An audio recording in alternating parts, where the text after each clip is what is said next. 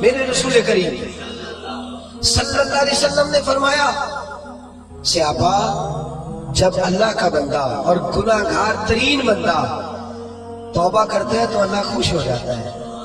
اللہ اس کی توبہ سے، یہ سونے والوں کو جگائیے گا، اللہ ان کی توبہ سے خوش ہو جاتا ہے، راضی ہو جاتا ہے. اور کس طرح راضی ہوتا ہے حضور نے مثال دی، بڑی منفرد روایت. میرے نبی پاک صلی اللہ علیہ وسلم فرماتے ہیں ایک آدمی تھا، صحابہ ایک آدمی تھا، اس نے اونٹنی تیار کی، اونٹنی پر سامان رکھا، کھانے کا پینے کا زادرہ سامان. یوں سمجھ لیں جیسے لوگ حج عمرہ کرنے جاتے ہیں تو ایک تھیلا اس میں پاسپورٹ بھی ہے، پیسے بھی ہے، ٹکٹ بھی ہے، ہر شے اس کے اندر ہے. وہ تھیلا اس نے اونٹنی میں باندھ دیا، ساری ضروریات کی چیزیں اس میں تھی.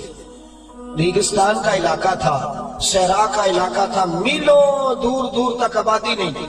اس صحرا کے اندر وہ پہنچا، اونٹنی اپنی اس نے ایک شاخ کے ساتھ باندھ دی اور خود وہ ایک درخت کے نیچے آرام کرنے لگا.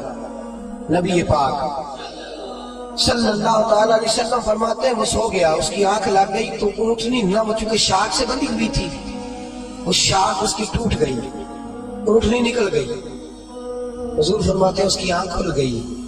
اب وہ صحرا میں دوڑنے لگا، پانی بھی کوئی نہیں، کھانا بھی کوئی نہیں، پینا بھی کوئی نہیں، پیسہ بھی کوئی نہیں. اور سب سے بڑی بات یہ ہے کہ صحرا سے نکلنے کا راستہ بھی، پیدل وہ صحرا سے نکل سکتا بھی. حضور فرماتے ہیں ادھر دوڑا، آگے دوڑا، پیچھے دوڑا، شمال جنوب بھاگا، تھک گیا، آوازیں دینے لگا، درختوں پہ چڑھنے لگا، جو اس سے بن سکتا تھا اس نے کیا، تھک گیا. جب تھکا تو کونے میں بیٹھ کے رونے لگا، کھل کے رویا.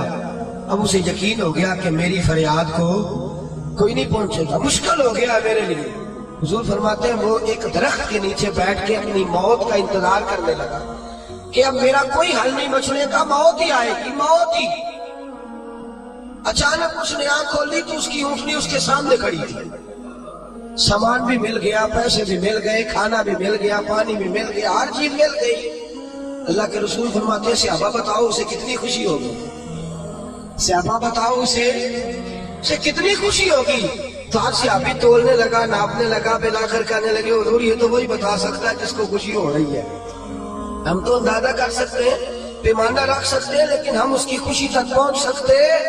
میرے نبی کریم صلی اللہ تعالی علیہ وسلم فرماتے ہیں اور صحابہ اسے تو کچھ خوشی بھی نہیں ہوئی، کچھ بھی خوشی نہیں ہوئی جب رب کا گناہگار بندہ جو کبھی مسجد نہیں آیا، نے کبھی نماز نہیں پڑھی، جو کبھی اس کے حضور حاضر نہیں ہوا، جسے کبھی سجدے کی توفیق نہیں ملی، جس نے کبھی بسم اللہ شریف بھی نہیں پڑھی، فرمایا جب وہ آتا ہے نا پلٹ کے مسجد میں، مسجد نمازیوں سے کھچا کھچ بھری ہے، حاجیوں سے بھری ہوئی ہے، ساجدوں اور عابدوں سے بھری ہوئی ہے، لیکن جب وہ گناہگار آ کے سجدہ کرتا ہے تو فرمایا خدا کو اس صحرا میں پھنسے ہوئے اس مسافر سے بھی زیادہ خوشی حاصل ہے.